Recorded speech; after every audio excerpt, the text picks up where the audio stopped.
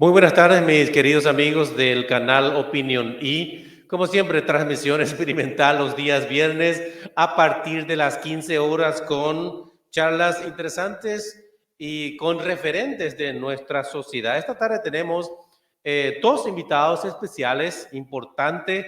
Le tenemos a Mayra Alejandra Galeano. Ella es consultora política, también politóloga por la Universidad Nacional de Asunción, especialista en gestión de gobiernos y campañas electorales por la Universidad Camilo José Cela de Madrid. Aparte de otros cargos y otros estudios que tiene, también es socia fundadora y tesorera de Mujeres Politólogas del Paraguay, conductora y coproductora de Mujeres Politólogas del Paraguay y también conductora y coproductora de política del programa Política 360 grados en la radio central 1140 AM. Entonces saludamos rápidamente ya a nuestra primera invitada. Buenas tardes, Mayra, ¿cómo estás? Muy buenas tardes, doctor. Es un placer acompañarte nuevamente en esta edición de viernes de Opinión Y. Bueno, para hablar de lo que nos gusta o a mí por lo menos me encanta, ¿verdad? De lo que tenga que ver con política y principalmente de cómo estamos en el país en esos términos, pues aquí con mucho gusto. Así que saludarle a toda tu audiencia y bueno, y a los otros invitados también, por supuesto. Y realmente muchas felicidades por el último congreso, creo que ustedes han desarrollado con las mujeres politólogas del Paraguay. Me parece una iniciativa bastante importante en la que las mujeres politólogas principalmente vayan visibilizándose en nuestro querido Paraguay, Mayra. El objetivo justamente es eso, ¿verdad? De visibilizar a las mujeres que estamos comprometidas y que creemos profundamente en la profesionalización de la política, aportar por sobre todo en una democracia mucho más eficiente, justa, estratégica. Y bueno, y hay mujeres que decidimos tomar este camino de formarnos en lo que tenga que ver con política y bueno, muchas ocupan ya un cargo tal vez o trabajan directamente con alguna cartera especial del Estado hace un montón de años. Otras como yo somos consultoras independientes que sí vamos trabajando en todo lo que es investigación, en mi caso, por ejemplo, exclusivamente en lo que es opinión pública y campañas electorales en sí, que es mi área donde más pude trabajar en estos años, no solamente aquí en nuestro país, sino tuve la oportunidad también ya de trabajar en Brasil, Panamá y recientemente en unas investigaciones en Ecuador. Entonces, ahí vamos, ¿verdad? La verdad que es importante ocupar espacios y por sobre todo hablar de lo que realmente es importante. Por El supuesto. mundo de sí, el mundo de la consultoría política aquí en nuestro país es como que parece nuevo, es un mercado que recién arranca, pero en realidad esto ya lleva un montón de años. Excelente. ¿Me aguardas unos segundos? Vamos a saludar a nuestros colaboradores que están en exteriores, Mayra. ¿Qué te parece? Muy buenas tardes, Juan. ¿Cómo estás? Buenas tardes, doctor. El saludo para usted, para los invitados y para la audiencia del otro lado también. Estamos aquí desde la cuna del deporte en Asunción y en Paraguay para brindar un poco de noticias y actualidad. Excelente, bien. Estaremos en breve con ustedes, pues está también Gonzalo Garrigosa acompañándote a vos ahí para darnos las noticias puntuales que han transcurrido esta semana, Juan. En breve estoy contigo, ¿sí? Perfecto, doctor. Con Gonzalo lo esperamos aquí en instantes. Bien, Mayra. Volvemos contigo, Mayra. Entonces, nuestro país, en cierta manera, la visibilización de las mujeres está avanzando. Hay un ideal de alcanzar por lo menos no 50-50, 50-50, sino por lo menos llegar a un ideal del 40% de participación de mujeres, ya sea en cargos parlamentarios o también locales. Mayra, ¿cómo se da entonces ese posicionamiento estratégico de las mujeres políticas en Paraguay? Bueno, varios estudios en realidad, principalmente el de la ONU y también el Fondo de Mujeres del Sur, hacen una investigación al respecto de o sea, cómo se encuentra la participación de las mujeres en la actualidad. Y la verdad que es un desafío y es un camino hacia donde tenemos que avanzar para lograr una democracia paritaria, tener una política transformadora, justamente revitalizada en términos políticos en aquí en nuestro país, ¿verdad? Lo cierto es que en términos de incluso de datos, hablando hoy actualmente en la cantidad de habilitados para votar o la participación, tenemos casi mitad y mitad, o sea, 49% mujeres y 51% de hombres en términos de participación, al menos en lo que se dio en las últimas elecciones generales, Martín. Pero, ¿qué es lo que sucede en cuanto a ocupar cargos, que es muy diferente y es particular? Es donde vemos que las mujeres no logran llegar incluso al techo ideal que se establece o del cual se conversa en términos de ocupación, que es el 30%. Y a veces vimos que apenas mujeres llegaban al 10% a lo largo de este histórico que vamos con la democracia. O hoy, como te decía un poquito antes, ¿verdad? Si miramos cuáles son las cifras dentro de lo que es este 20% que vamos logrando los espacios, sabemos perfectamente que hoy en el Senado, de los 45 senadores, 10 son mujeres. 6 de ellas pertenecen o sea, a una mayoría, que por supuesto la Cámara Alta tiene una mayoría absoluta de colorados, bueno, y 6 de ellas también están ligadas a ese movimiento, a ese partido político, que no es para menos, tiene mucho que ver esto.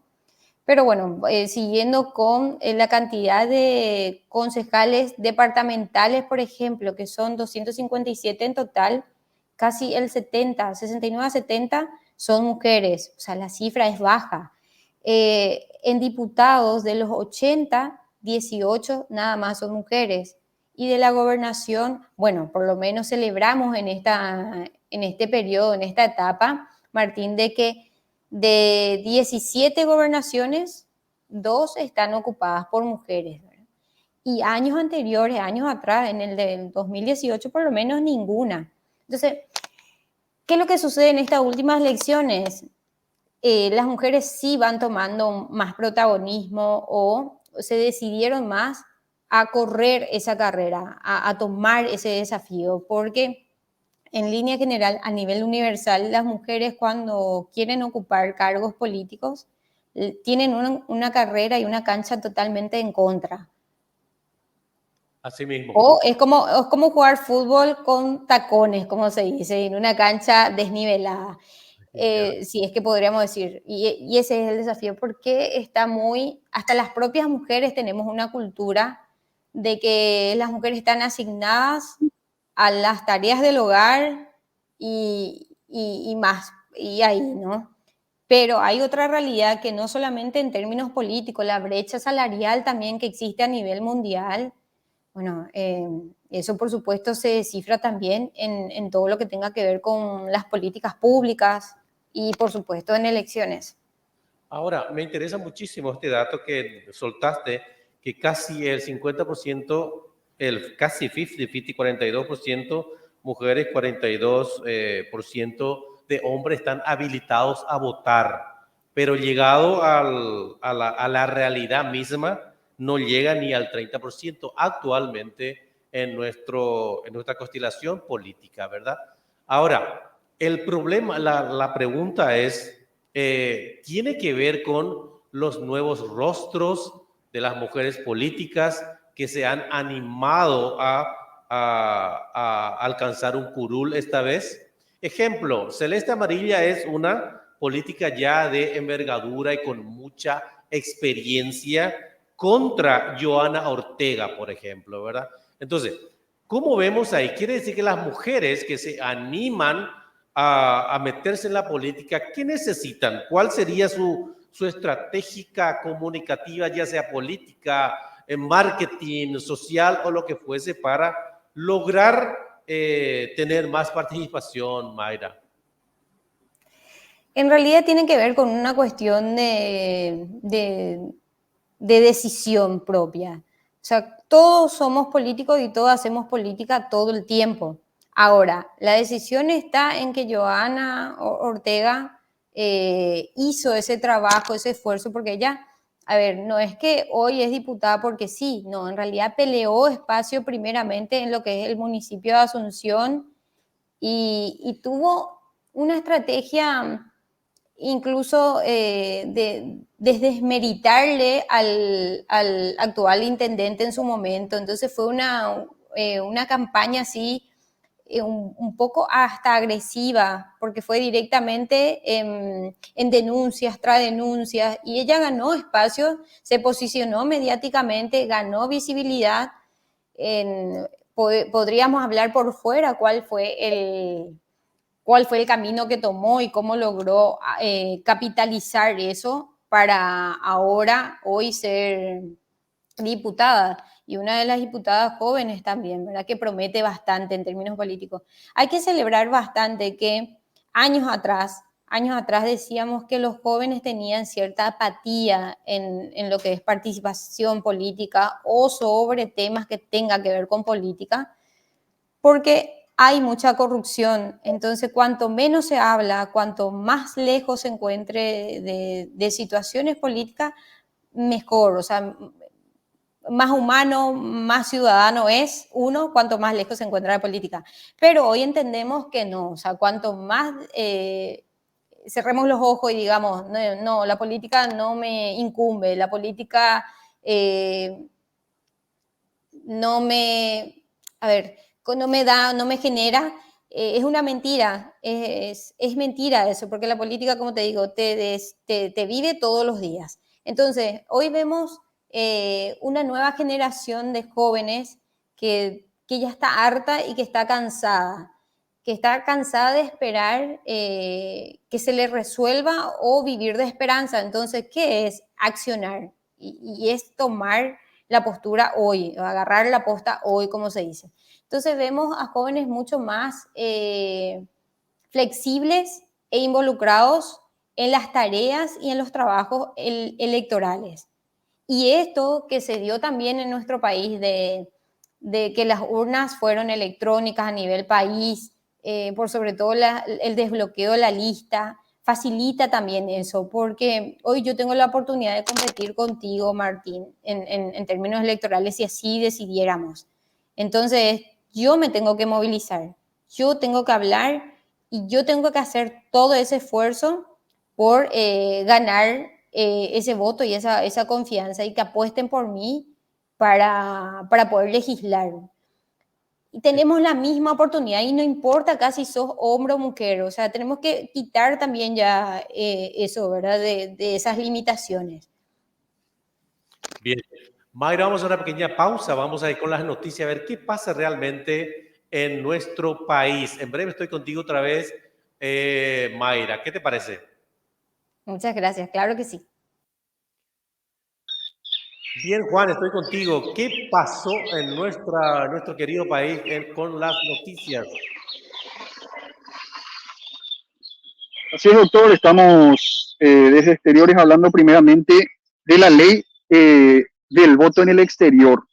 Autoridades del Tribunal Superior de Justicia Electoral se reunieron con los diputados miembros de la Comisión de Asuntos Migratorios con el fin de coordinar esfuerzos para poder facilitar e impulsar a los compatriotas en el exterior a que puedan acercarse a votar en las siguientes elecciones. Por otro lado, hablamos también del ámbito nacional, en donde apuntalan política laboral del gobierno nacional. El Servicio Nacional de Promoción Profesional, mejor conocido como el SNPP, logró un hito histórico al convertirse en el primer centro evaluador habilitado y acreditado por la SINAFOCAL como parte del proceso de implementación del Sistema Nacional de Certificación de Competencias Laborales en el país.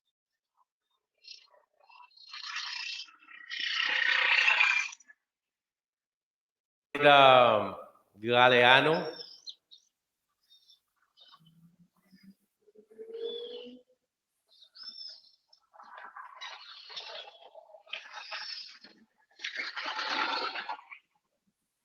Bien, estoy contigo más tarde otra vez, Juan. Tenemos problemas de retorno. Bien, Mayra, estamos contigo otra vez. Tuve un pequeño lag de audio otra vez.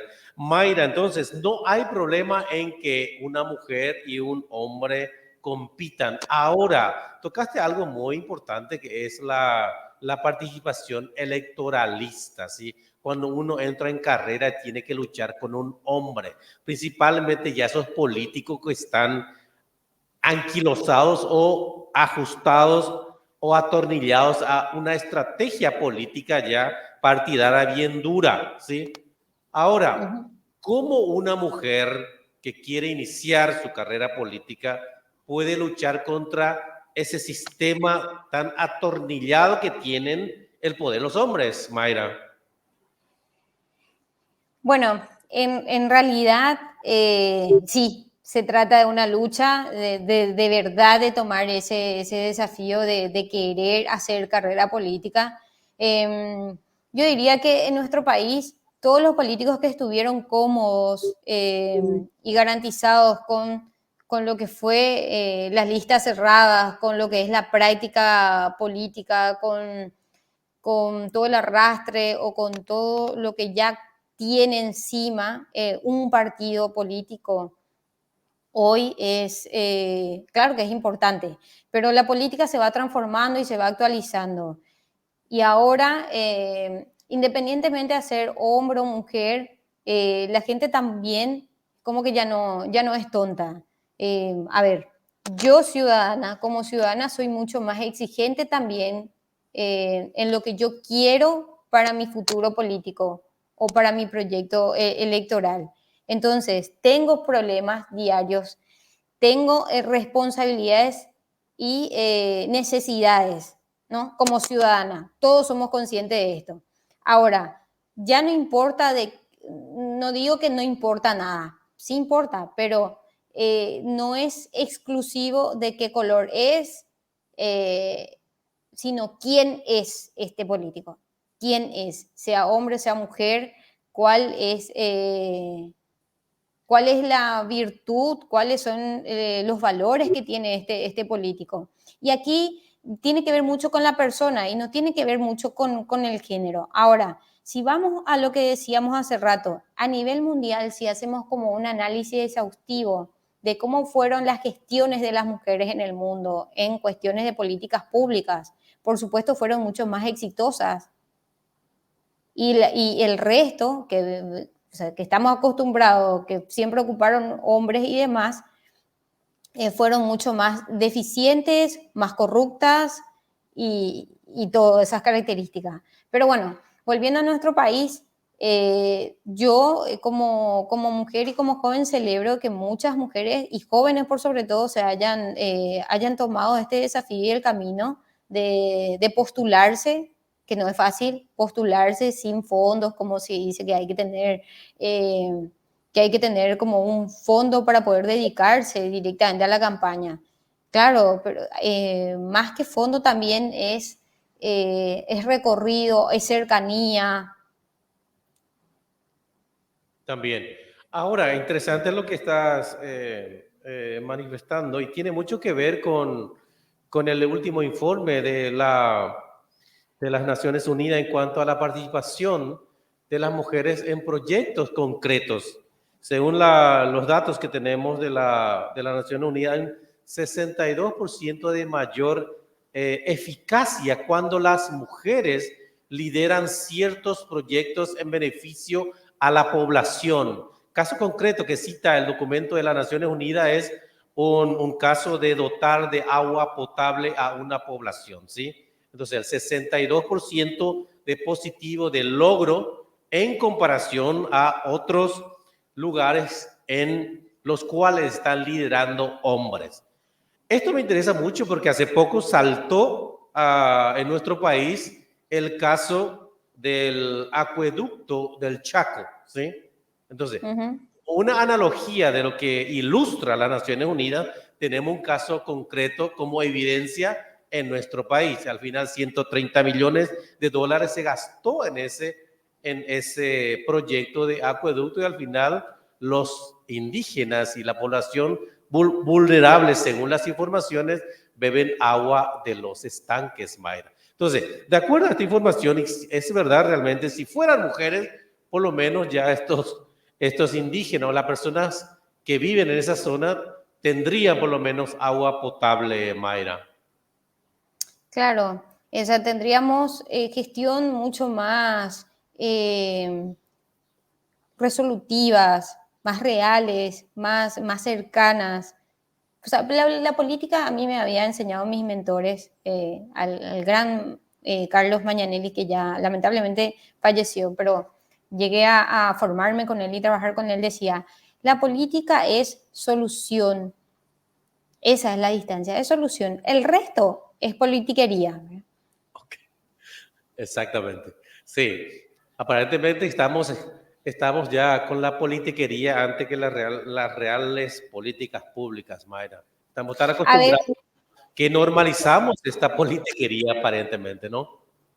sí, lo que pasa es que el ciudadano hoy, al menos en nuestro país, y por sobre todo en lo que es central y capital, Martín, se volvió mucho más exigente. Ya no es tan sometida y tan sumisa como culturalmente lo éramos años atrás, que aceptábamos todo. Después, con la pandemia también, que tuvimos esta pandemia de COVID, se desnudó también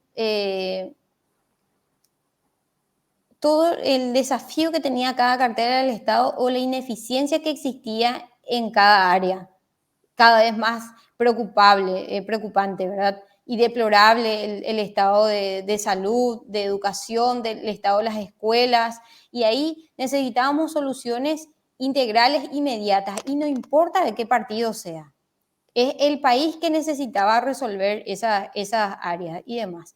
Y bueno, volviendo al tema de pandemia, por ejemplo, es muy interesante porque en otros estudios también, y creo que la ONU resaltaba esto de cómo las mujeres en Paraguay, cómo ocupamos cargos políticos o cómo nos comportamos en términos políticos, es, dale, tenemos 122 años y más o sea, hace 122 años que las mujeres hicieron sus primeras movilizaciones políticas buscando tener el derecho de votar y ser elegidos. O sea, y claro, hoy tenemos ese derecho de igualdad, ¿verdad? De poder postularnos, ser elegidos y elegir también por sobre todo. Pero eso no fue tan así. Fuimos las últimas mujeres a nivel Latinoamérica, paraguayas que logramos avanzar en ese término. Ahora, somos en Paraguay las mujeres más atrasadas en ocupar y tomar ese desafío de ser política, de ocupar esos cargos. Pero, ¿qué pasaba en términos de pandemia? Eran como 122.000 ollas populares que eran mujeres las que lideraban eso y daban de comer a un montón de familias cuando había necesidades y el país estaba en estado crítico. O sea, Así mismo. siempre en situaciones críticas Paraguay fue un país de las mujeres. Desde la guerra, el Paraguay fue levantada por mujeres y demás. Y es curioso, muy curioso, cómo las mujeres hasta hoy, a paso lento, no buscamos estar al frente, o sea, liderar ahí, estar en la mesa legislativa, en el ministerio judicial, en todas las carteras del Estado posible. Pero hay gobiernos como ahora, por más colorado que sea, que por ahí apunta a tener una gestión mucho más técnica, democrática. Entonces, sí van ocupando cargos técnicos, independientemente a qué género sea. Pero vemos también en el gabinete de hoy muchas mujeres en espacios claves. Asimismo, Mayra Alejandra Galeano, muchísimas gracias por tu tiempo. Yo sé que vamos a vernos muchas veces acá en nuestro canal para ir explicando a nuestra audiencia realmente cómo va avanzando el avance y el ascenso de las mujeres en la política paraguaya. Mayra, te agradezco muchísimo. Yo sé que está muy ocupada. Y bueno, ¿algún saludo y algún mensaje para nuestra audiencia? Bueno, un saludo muy especial a todas las mujeres politólogas del Paraguay, por sobre todo, y a instarle a todas las mujeres politólogas que se sumen a esta asociación, de visibilizarnos por sobre todo y de seguir sumando en esto que es profesionalizar la política paraguaya y bueno, ¿y por qué no la del mundo, verdad? Un saludo muy especial a mi socio, Cayo Mañanelli, que nos escucha y nos ve desde São Paulo, Brasil también. Entonces, a todo el equipo de la Mañanelli Asociados y la Pulse Group aquí de Paraguay. Así que gracias a Opinión Y por este espacio y por supuesto a las órdenes siempre. Muchísimas gracias y que tengas un buen fin de semana, Mayra. Gracias por tu tiempo. A ustedes, hasta luego. Chao, chao. Bien, esta fue una charla muy interesante, como siempre, como todos los viernes, con Mayra Alejandra Galeano, quien nos estuvo explicando y hablando del avance, del ascenso y posicionamiento realmente de las mujeres en la política, principalmente en nuestra política paraguaya.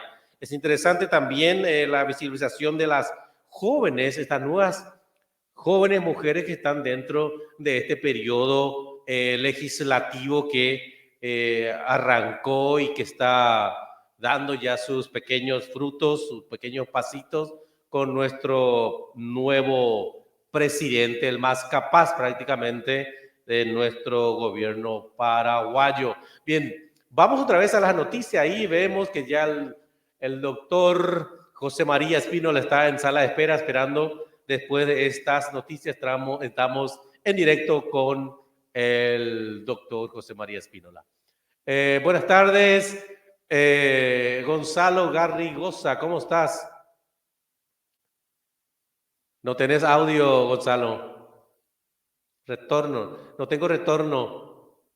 Tu micrófono está apagado. A ver. Audio, a ver. No tengo audio. A ver, adelante. Bien, mientras los colegas que están en exteriores solucionan el tema del audio, rápidamente pasamos a saludarlo al doctor José María Espínola. Muy buenas tardes, José María, ¿cómo estás? ¿Qué tal? Buenas tardes, profesor, ¿cómo está? Muchas bien. Gracias por el espacio. Gracias. Tiempo, hace rato que no estaba contigo, ¿qué pasó? Bueno, un poco ocupado quizás. Estaba muy ocupado, pero bien, ya estamos acá. Y especialmente contigo me gustaría tocar un tema bastante álgido prácticamente en nuestra constelación política y que tiene que ver con un proyecto de ley prácticamente que se presentó hace poco en el Congreso y tiene que ver con la libertad de expresión, que causó mucho revuelo, causó muchos problemas realmente, porque ya en nuestra Constitución, en el artículo 26 de nuestra Constitución Nacional, está realmente ya bien determinada, bien amparada lo que significa la libertad de expresión, y además otros artículos de la Convención Americana de Derechos Humanos, etcétera, etcétera, el Pacto Internacional de Derechos Civiles, etcétera. Hay una cuestión impresionante de artículos que tienen que ver con la libertad de expresión. Pero bueno, en ese contexto me gustaría ampliar un poco más que tiene que ver la libertad de expresión con que nuestro tema hoy en día, el tema de transgénero. José María, ¿qué nos podés ilustrar sobre este tema? Bueno, el tema es que aquí en Paraguay sabemos bien que las leyes de orden público no prevén bajo ninguna circunstancia la posibilidad del transgénero, ¿verdad? Independientemente a su cuestionamiento ético o moral, en realidad una cuestión de practicidad jurídica radica en que las transacciones jurídicas, comerciales o lo que fuere, uno no puede alterar aspectos de su identidad que pudieran ir en desmedro de una seguridad jurídica. Entonces, más allá de lo que fuese una postura a favor o en contra de esto, en Paraguay, por una cuestión de seguridad jurídica, la identidad de las personas, y entre eso el género, ¿verdad?, no es modificable. O sea, uno no puede modificar, ¿verdad?, incluso el nombre, la identidad de las personas, uno lo modifica bajo circunstancias muy excepcionales y con autorización judicial. Exactamente. Entonces, en ese contexto, vemos que se organiza y se prevé una charla en Paraguay, ¿verdad?, hace unas semanas, o sea, un congreso de psiquiatras, ¿verdad?, que prevé una de sus charlas el tema de niñez transgénero. Y evidentemente llamó la atención de muchos padres de familia, ¿verdad?, que se manifestaban en contra de que este tema fuera abordado. Obviamente, los que somos abogados, ¿verdad?, y militantes en cierta manera a favor de la niñez y la adolescencia en Paraguay, ¿verdad?, en la protección de los niños, nos opusimos a que se pudiera censurar, porque no, bajo ninguna excusa, se puede censurar un discurso, ¿verdad? No, estamos totalmente de acuerdo que si una persona quiere venir a explicar una aberración, si quiere también, lo puede hacer asumiendo las consecuencias posteriores. Pero lo que no está permitido, según nuestra Constitución Nacional, es la censura previa. Y en ese contexto, hemos asumido que no era posible censurar absolutamente a nadie, mucho menos un congreso de médicos, que por su contenido cualificado no es de acceso público, digamos, ¿verdad? Ahora, en ese contexto, igual ocurrió algo, que el Congreso de la Nación Paraguaya, o sea, desde un reglamento interno, declara unilateralmente desde la mesa de la presidencia nada más, porque ni siquiera fue algo votado o permitido, declara el evento, lo declara como de interés nacional. Un evento que era marcadamente ideologizado por el tema de niñez trans, ¿verdad? Y es ahí donde sí se reacciona y se pide que se revoque semejante declaración. Porque ¿de dónde nace? ¿Quién lo pide? ¿Por qué se declara interés nacional? ¿Y cuál fue la reacción, verdad, de los que defendían este Congreso y demás, que se le estaba censurando? Y hasta me atrevo a decir que era muy fácilmente de predecir ese discurso, como si se tratase de un libreto. Y efectivamente, nunca existió censura a la libertad de expresión. Yo te pregunto, profesor, ¿verdad?, vos que residís en Alemania y vos conoces mejor allí en Alemania, ¿qué es lo que ocurre cuando una persona intenta reivindicar, por ejemplo, el nazismo en Alemania o en Estados Unidos, ¿verdad? Y permitime una anécdota. En el abierto de tenis de los Estados Unidos, celebrado este año, el tenista alemán, justamente Zverev, cuando iba a hacer uno de sus saques, uno de sus servicios, escucha desde la gradería que una persona pronuncia una de las típicas frases de Adolf Hitler. En alemán desconozco cómo es, pero es "Viva la Sagrada Alemania". Ese jugador alemán suspendió el partido, fue hasta el árbitro de silla, comunicó el hecho y pidió que por favor se le identificara a la persona y se le sacara del recinto. porque resulta que para los alemanes es algo que se pretende a toda costa olvidar lo que ocurrió con Adolf Hitler. Ahora, pregunto yo, si con la excusa de la libertad de expresión vamos a permitir, por ejemplo, que reflote o vuelva a aflorar una doctrina tipo la nazista, que permita hacer experimentos en seres humanos sobre texto de la evolución científica para demostrar la superioridad de la raza aria, ¿acaso eso va a ser ético o moral? ¿Va a ser aceptable eso desde algún punto de vista? No. La humanidad ya no permite que se pueda volver a reflotar ciertos malos momentos que pasó la humanidad, ¿verdad? O sea, en la historia, ¿verdad? Ahora, en la experimentación con seres humanos no es motivo alguno para sostener que hay libertad de expresión o libertad de cátedra o libertad científica que no pueda, o sea, para abordar, por ejemplo, lo que es la niñez trans, ¿verdad?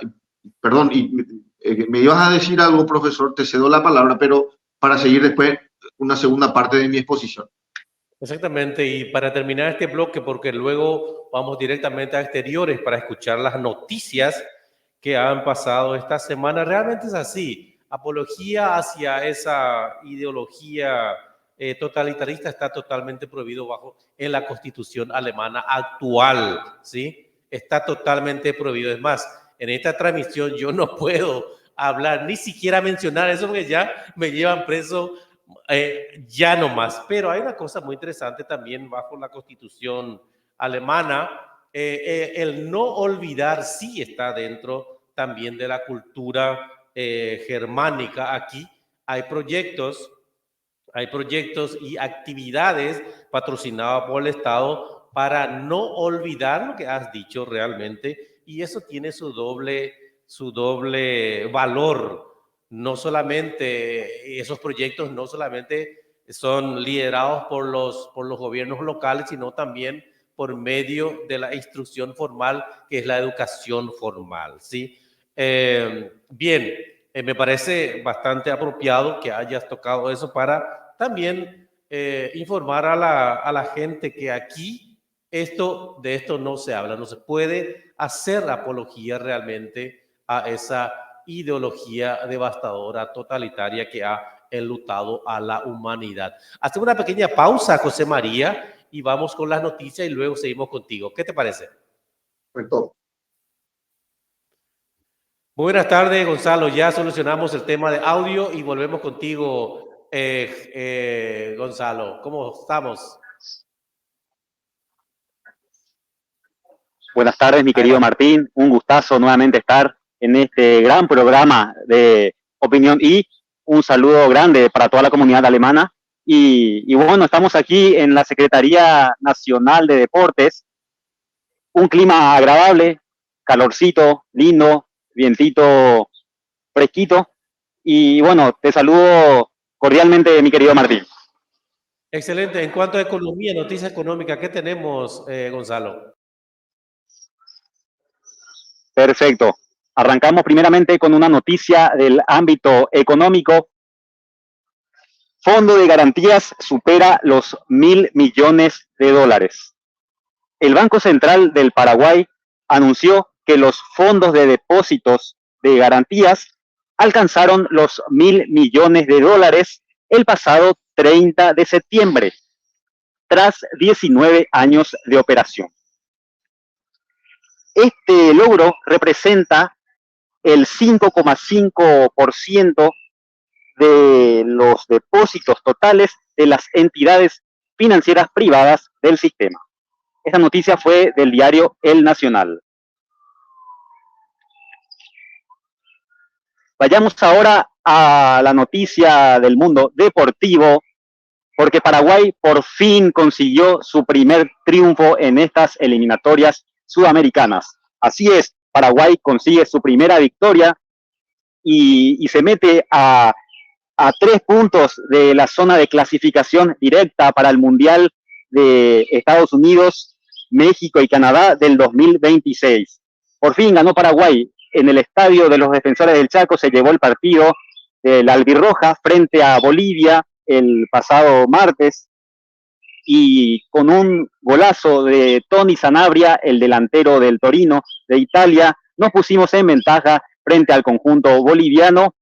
El gol se llevó a cabo en el minuto 68 de la etapa complementaria, y de esta forma Paraguay pudo mantener el triunfo, pudo sostener la victoria, y todo el público guaraní se llevó una gran victoria, y por fin el pueblo paraguayo está contento, Martín, y audiencia de Opinión Y, por este triunfazo que revitaliza las chances de clasificar al Mundial del 2026. Excelente, es el mismo Tony Sanabria del escupitajo, del supuesto escupitajo, Gonzalo. Así es. Lastimosamente se produjo un incidente pasado con Tony Sanabria. Qué coincidencia, qué vueltas da la vida, podemos decir también, Martín. De esta forma el Tony se reivindica con toda la afición paraguaya y tiene que hacer goles y no escándalos. Bien, excelente, Gonzalo. Mire, estoy contigo otra vez después de la charla con el doctor José María Espínola. ¿Qué te parece? Perfecto, Martín. Un saludo para el abogado José María Espínola. Bien, de vuelta contigo, José María. Estábamos hablando sobre el tema de niños trans, o sea, en cierta manera, de lo que hubiera pasado, hubiera sido esa charla, José María. La organización de ese congreso decidió suspender, después de un acalorado debate en el Congreso, que encabezó la senadora Lizarela Valiente. Según tengo entendido, esa senadora planteó un cuestionamiento muy válido de por qué se había declarado desde el cajón de un escritorio de la presidencia, ¿verdad? De cajón de escritorio, se declaró de interés nacional un congreso de niñez trans y solicitó por ende que fuera revocada semejante declaración. Eso provocó un acalorado debate, ¿verdad? De posturas, o sea, calificativos de ser una persona intransigente, intolerable, etcétera, ¿verdad? Y como consecuencia la organización de ese congreso decidió cancelar esa charla en particular y devolver el importe a los que habían abonado. Entre esos, varios abogados y médicos de mi agrupación al menos ya habíamos abonado. Íbamos a asistir, íbamos a escuchar muy atentamente, nada de censurar, porque íbamos a censurar absolutamente nada. Y íbamos a acudir, escuchar, tomar nota y luego, en todo caso, tomar acciones.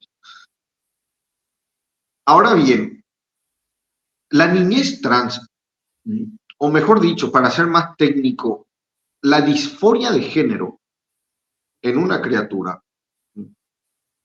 es una patología. ¿Verdad? Una persona, un niño, ¿verdad? Varón o mujer, varón, nena, que tiene un problema con su identidad, es una disforia de género. Y yo te pregunto, profesor, ¿acaso es factible que el abordaje de semejante situación sea mutilarle, extirparle los genitales, lesionarle gravemente y someterle a un tratamiento de hormonización de por vida a esa persona, a ese niño? Porque eso es lo que en definitiva constituye este tema. ¿Cómo es posible que podamos... perdón, teacher, te escucho. Decís. Ahora, me interesa mucho este tema porque realmente faltan informaciones técnicas psicológicas, sociológicas, educativas, religiosas, morales, etcétera, sobre este tema llamado disforia de género. Ahora, en cuanto a nuestra legislación, ¿qué hay para proteger al niño o al revés en cuanto a este tema, José María? Bueno, si abordamos desde la Constitución Nacional, pasando por el Código Civil paraguayo y finalmente llegando a lo que es el Código de la Niñez y Adolescencia, lo principal es tener en cuenta la patria potestad, la preeminencia de la patria potestad y la actuación subsidiaria del Estado. ¿Por qué digo esto? Porque los padres, al ser los que engendran a sus hijos, ¿verdad? Valga la redundancia, tienen ese derecho originario de educarlos y orientarlos, ¿verdad? Porque en realidad lo que se pretende instalar es que el niño es objeto de un abuso de la patria potestad al no permitírsele hacer un proceso de transformación de su transgénero. Nuestra legislación es muy clara en la preeminencia de la patria potestad, pero sin embargo viene siendo atacada, ¿verdad?, por reglamentos de menor rango que se trata de instalar ideológicamente, por lobby, por simple lobby. Entonces, a ver, para que no progrese este tema de la niñez trans en Paraguay, en realidad no necesitamos hacer nada más que hacer cumplir la ley. Solamente debemos hacer cumplir la ley que hoy día establece la preeminencia de la patria potestad, profesor. Ahora, la ampliación, o sea, la extensión de la patria potestad, ¿hasta qué año va? Porque tienen también los niños, en cierta manera, desde cierta edad, ciertos derechos, ¿sí? ¿Hasta dónde va ese límite de la patria potestad, José María? Excelente pregunta, profesor, porque eso da pie para mencionar lo que es la doctrina de la capacidad jurídica, la capacidad de hecho. En Paraguay, a los 18 años de edad, uno ya es plenamente mayor de edad, a los 18 años. Pero previamente a eso, desde los 14 años de edad, uno ya tiene lo que se llama la capacidad de hecho relativa. Es decir, que ciertos actos celebrados por un menor de esa edad, desde los 14, pueden tener ya cierta relevancia jurídica y son susceptibles de ser confirmados. Entonces, la respuesta es, desde los 18 años de edad, uno es mayor de edad, y desde los 14 ya tiene cierta capacidad relativa con referencia a ciertos actos establecidos en el Código Civil paraguayo. Ahora, este chico de 14 años con su cierta capacidad relativa puede pedir un amparo constitucional contra sus progenitores.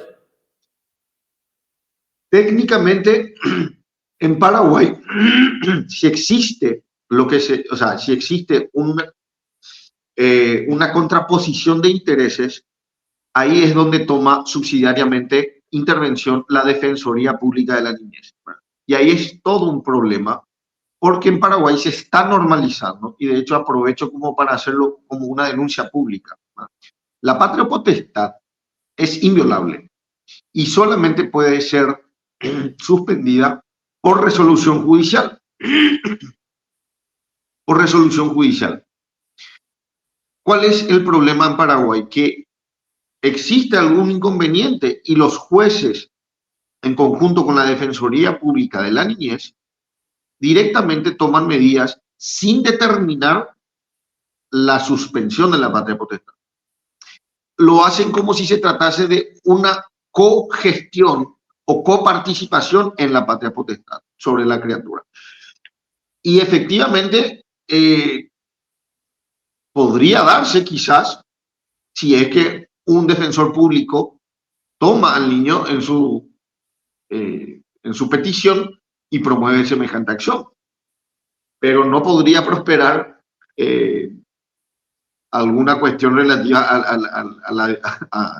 al tema trans, ¿verdad?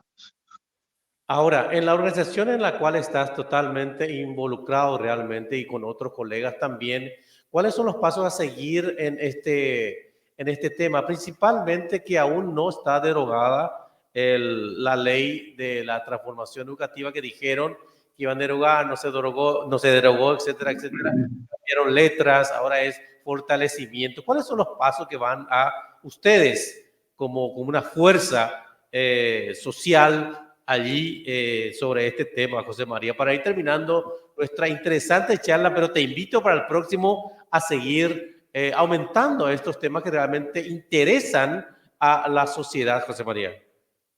Correcto, profesor.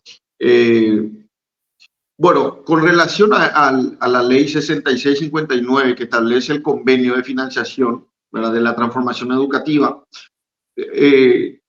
debo admitir, profesor, que estamos un poco decepcionados porque la promesa de campaña del presidente Santiago Peña fue que esa ley iba a ser derogada, o al menos desde su lapicera se iba a firmar el decreto por el cual se iba a finalmente, iba a suscribir, digamos, la derogación de la derogación de la ley 6659. Ese convenio es un convenio netamente económico, ¿verdad?, de aceptación unilateral de Paraguay de una donación, y como tal solamente se trata de un préstamo, técnicamente hablando, de un préstamo no reembolsable, ¿verdad? Ahora bien, ¿por qué o cuál es la necesidad que en sus anexos introduzca doctrinas que no van con nuestra Constitución Nacional, ¿verdad?, como el enfoque de género, enfoque de derechos, etcétera, ¿verdad?, autonomía progresiva? Y realmente sabemos ahora, o sea, nos hemos enterado recientemente que los primeros días de noviembre se va a estar tratando de vuelta la derogación de este proyecto de ley. Y efectivamente, nuestra postura es resistir, mantener nuestro discurso en ese aspecto, ¿verdad?, con relación a este convenio. Pero, paralelamente, estamos instruyendo a los padres a que conozcan sus derechos, conozcan las limitaciones del Estado y se preparen para defender su patria potestad, para defender a sus hijos de una eventual injerencia enfermiza del Estado. Eso es con respecto a los padres, ¿verdad? Pero con respecto a ese proyecto de ley, ¿verdad?, que vos me mencionás, de hecho no es un proyecto de ley, ¿verdad? O sea, la derogación sí es un proyecto de ley, ¿verdad? Estamos un poco decepcionados porque se cambió el discurso de ser una derogación, cambió a ser una nota reversal, donde finalmente no se modifica absolutamente nada y termina siendo una indicación de reinterpretación de las cuestiones litigiosas o conflictivas conforme al enfoque constitucional del Paraguay, que sabemos eso no es un freno para esta gente. Bien. José María, muchísimas gracias por tu tiempo. Yo sé que estás muy ocupado y yo creo que has iluminado, has ilustrado realmente con datos jurídicos un tema bastante oscuro, un tema que le falta mucha luz aún, le falta mucha luz realmente. Y con tu ayuda, con la ayuda de los abogados, los técnicos, y también más adelante hablaríamos con psicólogos, psiquiatras y personas realmente que entienden el funcionamiento técnico, biológico, fisiológico del ser humano. Porque, como dije, es algo todavía fresco y le falta mucha luz, José María. Tenemos que hablar mucho, comprender un poco más, tolerar un poco más también y abrirnos realmente a este tipo de charlas y de temas que aún nos falta mucho todavía por debatir. Y hago mía las palabras del nuevo ministro de Educación: nos falta la práctica del debate, José María. Y con tu ayuda y la ayuda de las personas que se arriman a nuestro canal Opinión, y es una oportunidad para ir construyendo un Paraguay mejor, José María. Muchísimas gracias por tu tiempo. ¿Algún saludo a nuestra audiencia? Bueno, muchas gracias por el espacio, profesor. Muchas gracias por la oportunidad de explicar este tema.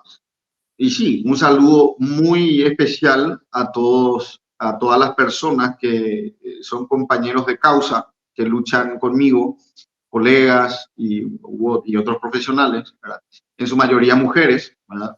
Porque la persona que me antecedió, ¿verdad? La persona que estaba hablando antes que yo, me gustó mucho en cierta manera cuando abordó y explicó la importancia de la gestión de la mujer paraguaya en su política, ¿verdad? Porque la mujer paraguaya es muy empática, sabe meterse en el papel, en los zapatos del otro, y sabe, por lo tanto, encontrar solución a las cuestiones conflictivas, ¿verdad? Esa persona mencionaba que política es solución, ¿verdad? Y yo le agregaría un poquito más, ¿verdad? O sea, solución, ¿verdad? Y en realidad, política es servicio, servicio para la solución. Y bueno, un saludo muy especial a a toda esa gente que lucha junto conmigo, que son en su mayoría mujeres. Muchas gracias, José María, y que tengas un buen fin de semana. Nos veremos oportunamente otra vez cuando tu tiempo así lo disponga, ¿sí? Muchas gracias igualmente, profesor. A las órdenes cuando necesites. Muchas gracias. Chao, chao. Bien, esto fue un contacto directo con el abogado José María Espínola, quien en cierta manera nos ha ilustrado, iluminado sobre este tema tan complicado que es la transformación, la disforia. Son términos nuevos para nosotros que estamos aprendiendo también con expertos, ya sea en el ámbito jurídico, también en la medicina, que vamos a ir ampliando un poco más para comprender exactamente estos nuevos desafíos a que estamos enfrentados. Volvemos otra vez a exteriores con nuestros colaboradores de opinión y a ver qué tenemos. Juan Martínez, estoy contigo, Juan. Bueno, doctor, volvemos desde exteriores. Estamos aquí en compañía ya de un amigo haciendo deportes acá en esta linda tarde azucena. Queríamos hablarte primeramente de las dos noticias y luego volver, ¿verdad?, a lo que nos trae. En el mundo hablamos de las elecciones que se dan este fin de semana en Argentina, donde Argentina elige nuevas autoridades el día domingo 22 de octubre. Se va a elegir el próximo presidente y vicepresidente, además de distintas autoridades, jefe de gobierno de la ciudad y otros cargos provinciales. Los principales candidatos a la presidencia son Sergio Massa, Javier Milei y Patricia Bullrich, quien cerró su campaña durante las últimas semanas. Se especula fuertemente con un balotaje. Vamos a ver cómo se dan las elecciones de este fin de semana. Y por otro lado, pasamos también al ámbito internacional, puntualmente en Alemania, en donde más de 170 detenidos fueron encerrados en Berlín por las protestas a favor de Palestina. La recrudecida guerra entre Israel y el Hamas sigue causando indignación alrededor del mundo. El jueves, la policía alemana detuvo a 174 personas que estaban protestando en la ciudad de Berlín, doctor. Si te parece, aquí estamos con un compatriota, Marcos, que me comentaba que estuvo viviendo mucho tiempo en Argentina y queríamos consultarte, Marcos, ¿cómo ves las elecciones que se van a dar este fin de semana? Si tenés algún favorito personal o alguna idea de quién puede llegar a ganar y cómo ves un poco las elecciones de cara a lo que viene en el próximo gobierno argentino en el vecino país. Bueno, primeramente, muy buenas tardes a toda la audiencia. Un placer. Gracias por venir acá a nuestra ciudad deportiva, que es la Secretaría Nacional de Deportes. Bueno, mi nombre es Marcos Coronel, viví muchos años en Argentina, específicamente en la provincia de Buenos Aires. Conozco la metodología, conozco la ciudad, conozco la cultura, y yo creo que estas elecciones van a ser históricas. ¿Por qué? Porque una persona que viene de no ser política está haciendo un revuelo muy grande en ese país. Yo creo que lo que escucho, lo que veo por la noticia, por lo que leo, es que las encuestas le da ganador a Milei en primera vuelta, pero nada está hecho, nada está escrito. Tenemos que esperar hasta el domingo para ver qué va a pasar y bueno, vamos a estar pendientes porque es un país vecino, un país que siempre nosotros consideramos como hermanos. ¿Por qué? Porque ellos nos dan asilo, tanto y también viceversa, ¿verdad? Entonces buscamos lo mejor para Argentina, buscamos mejor. Si ellos también, a nosotros también eso nos contagia, porque nosotros también vamos a trabajar, nos vamos de vacaciones, tenemos enlaces económicos. Entonces creo yo que debe haber un cambio en Argentina.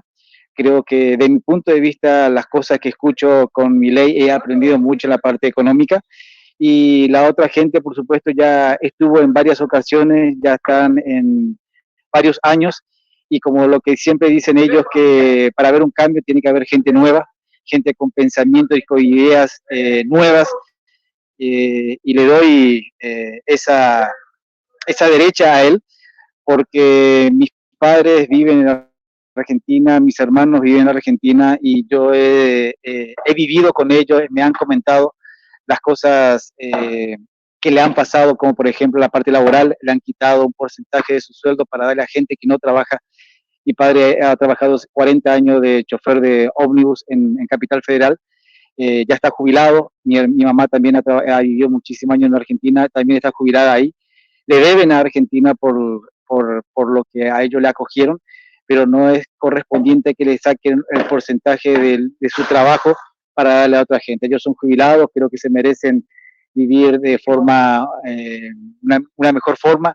Ellos son honestos, son honrados, siempre tuvieron acorde a la ley. Entonces creo que con un cambio de esta forma yo le voy a apoyar para que el cambio sea a mejor, ¿verdad? Excelente. Muchísimas gracias. Porque es un placer, y siempre las puertas de la Secretaría Nacional de Deporte y el deporte está abierta para todos ustedes. Así es, doctor. Tenemos un poco el parecer de una persona que vivió mucho tiempo en Argentina, está instalada también aquí en el país desde hace mucho tiempo, y son las cuestiones de los países hermanos que nos afectan positivo o negativamente de manera directa también. Excelente, estamos atentos entonces al resultado de estas elecciones en Argentina, porque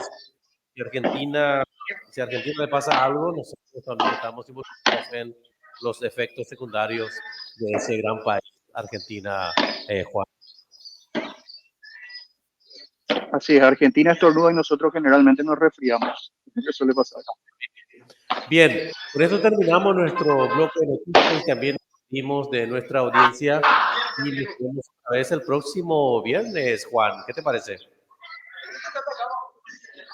Asimismo, desde acá, en una deportiva tarde calurosa y agradable, nos despedimos con el compañero y volvemos el próximo viernes para más información. Bien, muchísimas gracias por una nueva sesión con Opinión Y. Esta vez por cuestiones técnicas se me olvidó de hacer el enlace automático con YouTube y Twitter, por lo tanto va a haber problemas de transmisión en esas plataformas. Pero bueno, muchísimas gracias y nos vemos el próximo viernes otra vez a las 15 horas. Que tengan un buen fin de semana.